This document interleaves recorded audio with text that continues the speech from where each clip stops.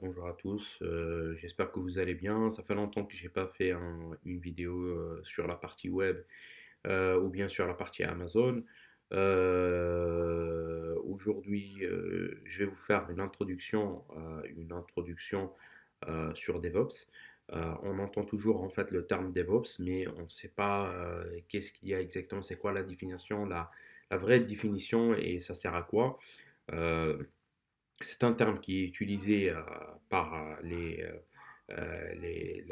directions de systèmes d'information, qui est, grosso modo, on a l'idée que ça permet de faire en fait la mise en prod et gérer tout ce qui est mise en prod, intégration continue et tout ça.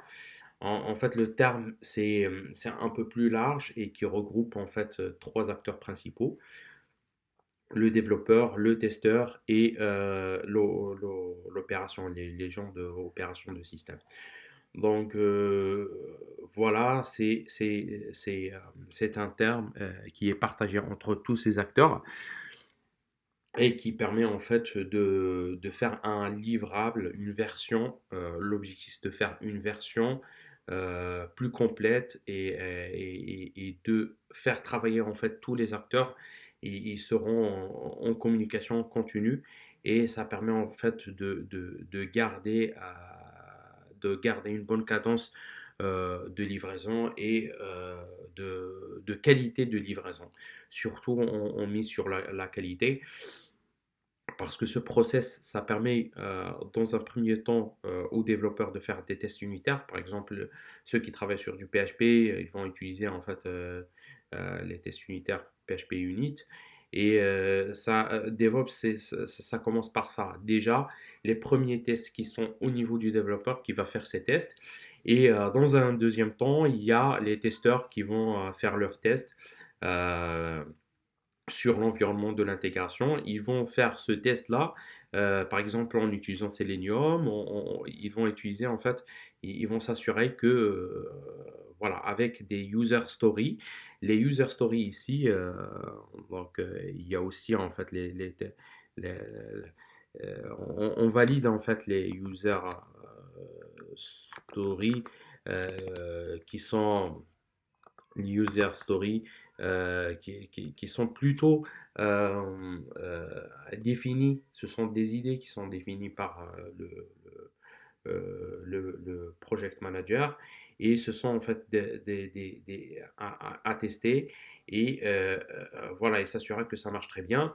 Et après, on arrive à une partie en fait au niveau des opérations de checker le système, checker la partie sécurité, tous ces systèmes devront être checkés d'une manière continue et c'est ça ce qu'on appelle en fait l'intégration continue et le Delivery Integration, CI et le DI.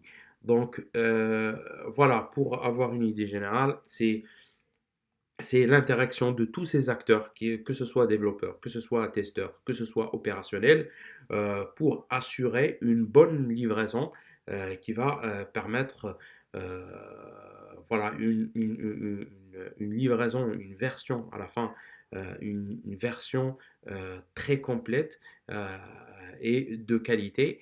Et en fait, à chaque fois, c'est comme au niveau de... C'est comme c'est au niveau de agile.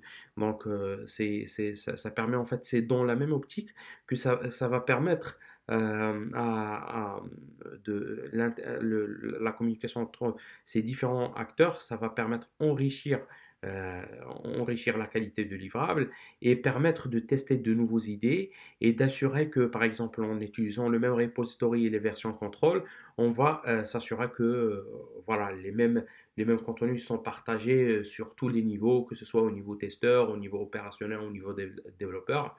Et voilà, ce vidéo, ça sera dédié que à ça, que à ça. Et prochainement, on va faire d'autres vidéos sur la partie DevOps pour vous montrer exactement les différentes cas d'utilisation qui vont vous donner en fait plus d'opportunités d'utiliser DevOps et d'être vraiment de connaître, soi-disant, sur tous les états, que ce soit au niveau de développeur, au niveau de testeur, au niveau d'opération.